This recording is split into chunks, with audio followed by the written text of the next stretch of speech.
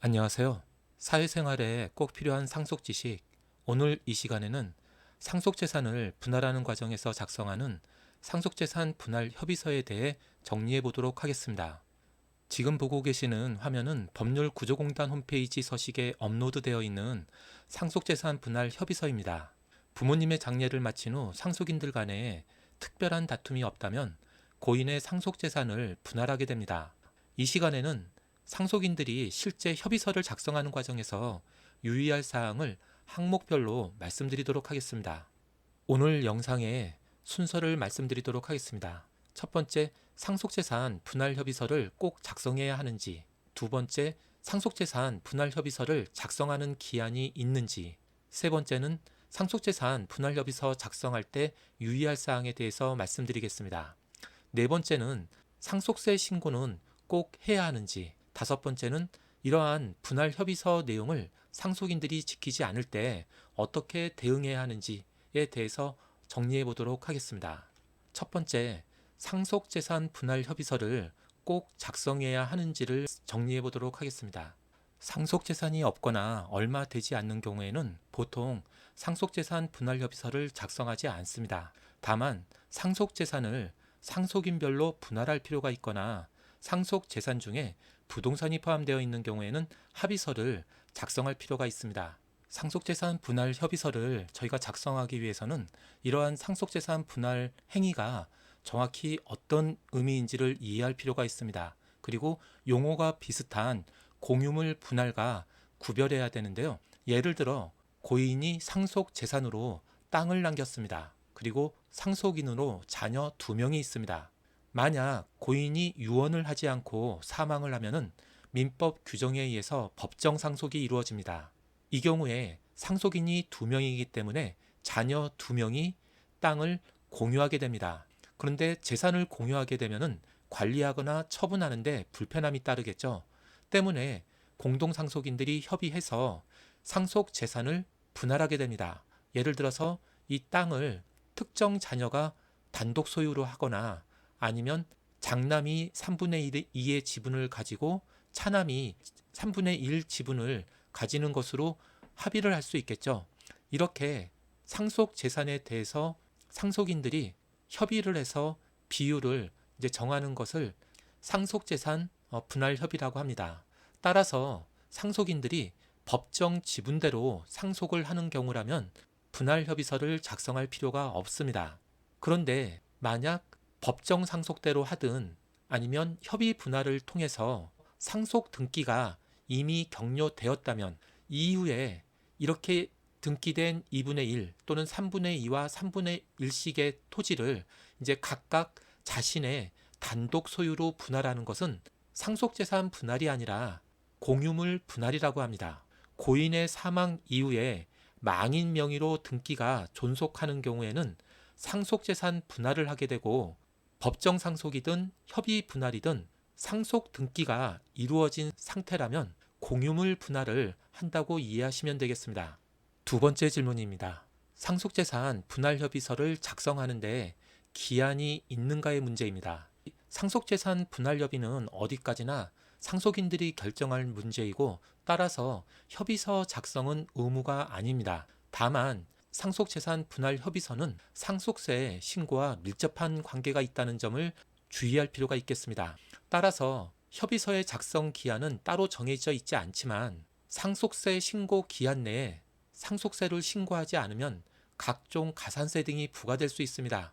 따라서 상속세 신고 기간, 즉 상속이 개시된 달의 말일로부터 6개월 이내에 협의서를 작성하고 상속 신고를 마무리하는 것이 원칙입니다. 제가 앞에서 분할 합의서 작성이 상속세 신고와 밀접한 관련이 있다고 말씀드렸는데요. 이 부분을 조금 더 부연 설명드리겠습니다. 상속재산 분할 협의를 하게 되면 지분에 변동이 생깁니다. 협의 분할이 상속 등기 전에 이루어졌는지 아니면 상속 등기 후에 이루어졌는지에 따라 증여세를 내고 안 내고의 차이가 발생하게 됩니다. 먼저 상속 등기를 하기 전에 협의 분할을 한 경우인데요. 저희가 제시해드린 사례에서 두 형제가 법정 상속대로 상속을 하게 되면은 2분의 1씩 상속을 하게 되는데 협의 분할을 통해서 장남이 3분의 2, 차남이 3분의 1을 보유하게 되었습니다. 그런데 아직 상속 등기를 하기 전이라고 하면은 이제 이러한 경우는 특정 상속인, 즉 장남이 법정 상속분을 초과하여 상속 재산을 취득하게 되더라도 이는 공동 상속인에게서 증여받은 것으로 보지 않고 돌아가신 부모님으로부터 상속받은 것으로 보기 때문에 증여세 문제가 발생하지 않습니다. 그러나 법정 상속분대로 상속 등기를 한 경우에는 이미 각 상속인의 상속 지분이 확정된 경우입니다. 사례에서 장남이 2분의 1을 초과해서 3분의 2를 취득하게 됐는데요. 만약 법정 상속분대로 상속 등기를 한 후에 그러한 협의 분할을 했다고 하면은 장남이 취득한 2분의 1을 초과한 부분은 차남으로부터 증여를 받은 것으로 본다는 의미입니다. 다만 이렇게 법정 상속분대로 상속 등기를 했다고 해도 상속세 신고 기한 내에 경정 등기를 하고 상속세를 신고한 경우에는 지분 변동분에 대해서 증여세를 과세하지 않는데요. 이때 핵심 포인트는 상속세 신고 기한 내에 이러한 경정 등기를 해야 된다는 점 꼭 기억하셔야 되겠습니다. 이번에는 이번 영상의 가장 핵심이 되는 내용인데요. 상속재산 분할 협의서를 실제로 작성하는 과정에서 유의할 사항에 대해서 정리하도록 하겠습니다. 첫 번째, 상속재산 분할 협의서는 상속인 전원의 합의가 필요합니다. 한 사람이라도 합의 내용에 반대한다면 상속재산 분할 협의는 성립할 수 없고 그러한 합의는 무효가 되겠습니다. 분할 협의서 작성은 상속인 전원의 합의가 필요하지만 이러한 합의가 반드시 모든 상속인이 함께 모인 자리에서 동시에 이루어질 필요는 없습니다. 다양한 방법으로 합의 내용을 조율한 뒤에 각자 편한 시간에 협의서에 기명 날인하는 것도 유효합니다. 다른 상속인에게 대리하는 것도 가능합니다. 두 번째, 상속 재산 중에 부동산이 있는 경우 등기를 위해서 협의서가 작성이 되어야 되는데요. 이때 반드시 상속인들의 인감도장으로 날인하고 인감증명서를 첨부할 필요가 있습니다. 세 번째, 이 상속재산 분할 협의서 작성은 상속인이 다른 상속인에게 위임해서 작성할 수 있습니다. 이제 좋은 취지로 믿고 할 수는 있겠지만 애초에 합의했던 내용과 다른 내용의 합의서가 작성이 될 수 있기 때문에 자신의 인감도장을 다른 상속인에게 맡기는 일은 없어야 되겠습니다. 네 번째, 미성년자와 법정 대리인이 공동 상속인이라면, 즉 미성년 자녀와 아버지나 어머니가 공동 상속인이라면 그 미성년자의 특별 대리인을 선임해서 상속재산 분할 협의를 해야 합니다. 비록 아버지나 어머니라고 해도 그 미성년 자녀와는 공동 상속인으로서 이해가 충돌하게 됩니다. 그래서 이러한 미성년자를 보호하기 위해서 미성년자의 특별 대리인을 선임하도록 하고 있습니다. 상속재산 분할을 할 때 망인의 사망보험금 중에서도 상속인을 수익자로 하는 사망보험금을 그 협의서에 포함시키는 경우가 종종 있습니다. 그런데 이 부분 굉장히 조심해야 될 필요가 있습니다. 보험계약자인 피상속인의 사망으로 인하여 수익자로 지정된 상속인이 지급받는 생명보험금은 상속재산이 아니기 때문에 협의 분할에 의해서 수익자가 아닌 다른 상속인이 이러한 사망보험금을 받게 된다라고 하면은 이 부분에 대해서는 이 수익자가 상속인에게 증여를 한 것으로 되어서 증여세가 과세될 수 있다는 점 기억하실 필요가 있겠습니다. 협의서를 작성하는 과정에서 가장 유의해야 될 사항 중에 하나인데요. 상속재산 분할 협의서에 상속 지분을 포기하는 내용을 포함해서는 절대 안 되겠습니다. 상속 포기와 협의 분할을 구분해야 되는데요. 예를 들어서 상속인 중에 이미 채무가 재산을 초과하기 때문에 어차피 상속을 받아도 그러한 상속 재산이 채권자들의 채권에 충당되는 경우에는 그 상속인 입장에서는 굳이 자신이 상속받지 않고 다른 상속인들이 받도록 그렇게 협의서를 작성을 하는 거죠. 그래서 협의서 작성 과정에서 그 채무 초과 상속인이 나는 상속을 받지 않겠다. 즉 상속 지분을 포기하겠다. 이제 이런 내용을 협의서에 포함시키는 경우가 종종 있습니다. 그런데 상속 지분을 포기하는 것은 이제 본인들은 상속 포기라고 생각하지만 이것은 어디까지나 상속재산 분할 협의 과정에서 포기를 하기 때문에 협의 분할이라는 거죠. 애초에 본인이 상속을 포기할 거라고 하면은 법원에 상속 포기 신고를 하고 법원의 결정이 이루어져야 됩니다. 상속재산 분할 협의는 사해행위 취소권 행사의 대상이 됩니다. 채권자 입장에서는 채무자가 자신에 대한 채권을 회피하기 위해서 일부러 상속을 받지 않았다 이렇게 주장할 여지가 있다는 거죠. 그 대신에 상속 포기는 애초부터서 상속인이 되지 않겠다는 거니까 이 부분에 대해서는 사해행위를 주장할 수 없습니다. 근데 상속 지분의 포기는 상속인이 된 다음에 분명히 권리가 생겼는데 그러한 지분을 포기하는 개념이기 때문에 사해행위 취소권 행사의 대상이 된다는 점, 이 점을 기억하셔야 되겠습니다. 결론적으로 채무 초과 상태의 상속인은 상속재산 분할 협의에 참여하는 대신 상속 포기 신고를 해야 된다는 점, 이 점을 꼭 주의하셔야 되겠습니다. 7번째, 생사불명, 행방불명인 상속인이 있는 경우인데요. 부모님이 돌아가셨는데 상속인 중에 한 명이 연락이 안 되는 경우가 종종 있죠. 이때 상속인들 입장에서 어떠한 대응을 할 수 있는가의 문제인데요. 일단은 어떠한 법적 대응을 하지 않고 법정 상속분에 따라서 공동상속인 전원의 명의로 상속 등기를 하는 거죠. 그래서 각자의 상속 지분대로 등기를 해달라고 상속인 중에 한 명이 신청을 하는 겁니다. 대신에 이렇게 등기를 하면은 사실상 이 부동산을 처분하는데 큰 도움이 되지 않겠죠. 이제 상속인들 입장에서는 이 부동산을 처분해서 재산을 나누려고 하는데 연락이 안 되는 상속인이 있기 때문에 처분이 불가능하게 됩니다. 그럼 실질적으로 이 중에서 앞에 1, 2, 3 세 가지 내용이 이제 실질적인 대응책이 될 수 있겠는데요.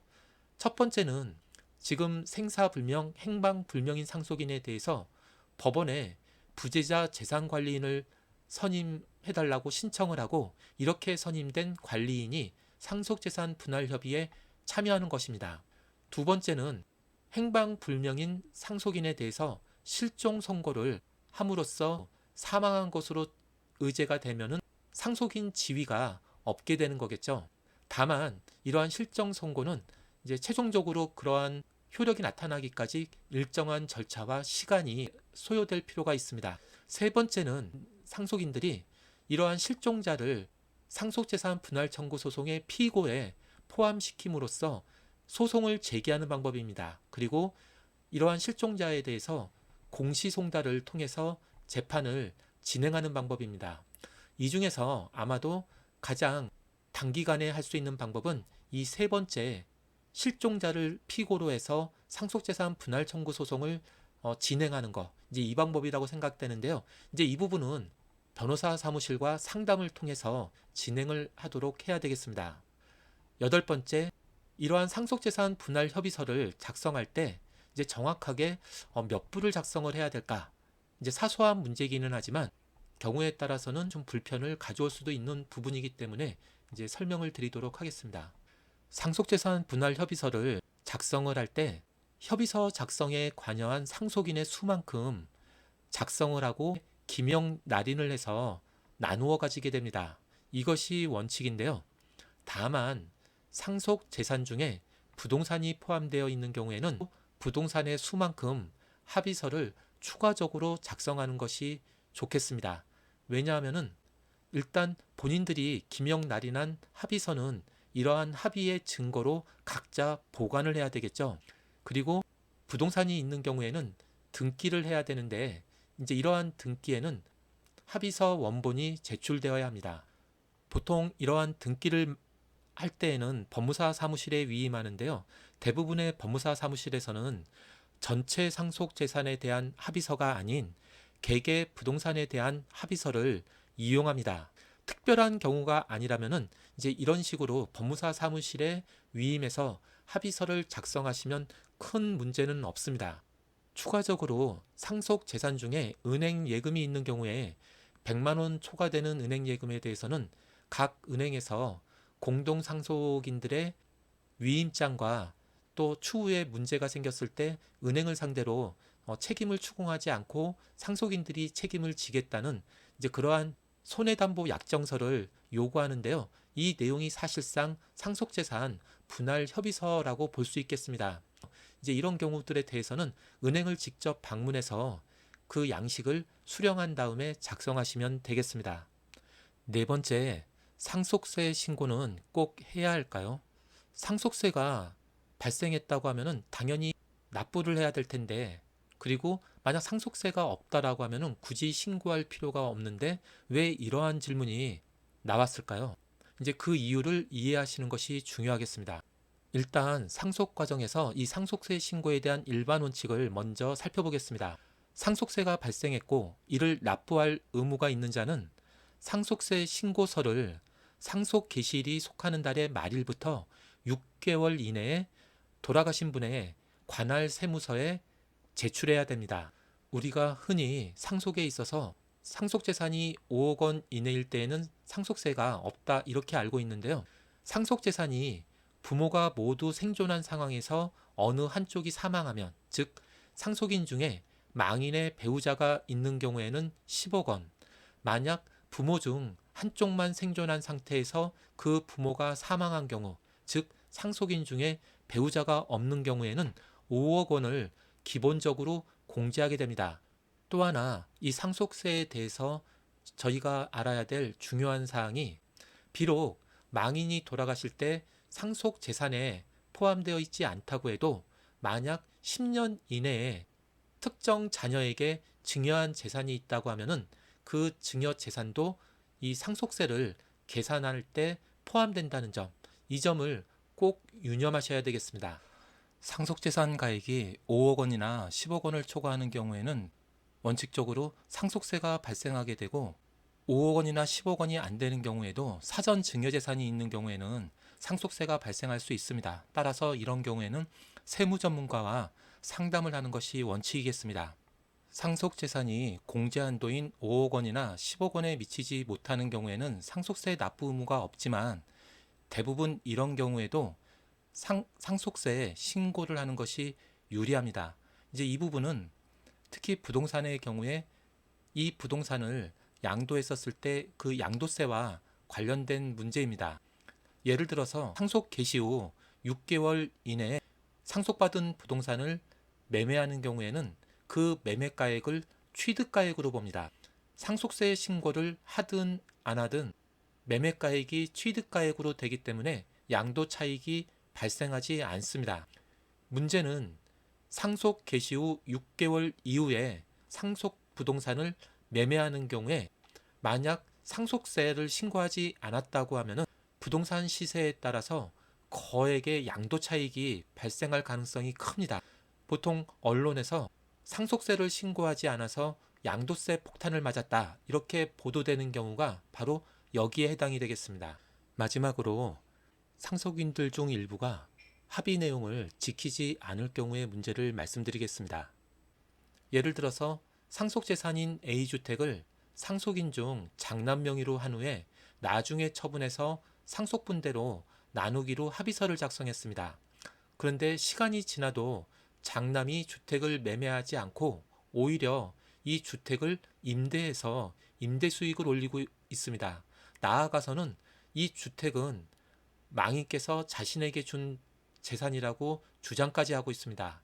이런 경우에 나머지 상속인들은 이러한 상속재산 분할 협의가 무효다 또는 취소해야 한다, 이제 이렇게 주장할 수 있을까요? 원칙적으로 협의 자체의 무효나 취소를 주장할 수는 없습니다. 상속인들이 이 약속을 지키지 않는 특정 상속인을 상대로 취할 수 있는 법적 조치는 애초에 이 합의서에서 약정한 내용, 부동산을 처분해서 상속분대로 나누기로 했으니까 이러한 합의에 따른 약정금을 청구하거나 이러한 약정을 이행하지 않았기 때문에 발생하는 손해배상을 청구하는 소송을 제기해야 됩니다. 그리고 이러한 청구는 채권이기 때문에 합의서를 작성한 이후에 10년 이내에 해야 되겠습니다. 오늘 이 시간에는 상속재산 분할 협의를 하는 과정에서 유의할 사항에 대해서 말씀드렸는데요. 말씀드린 내용을 잘 숙지해서 작성하시면 좋겠습니다. 고맙습니다.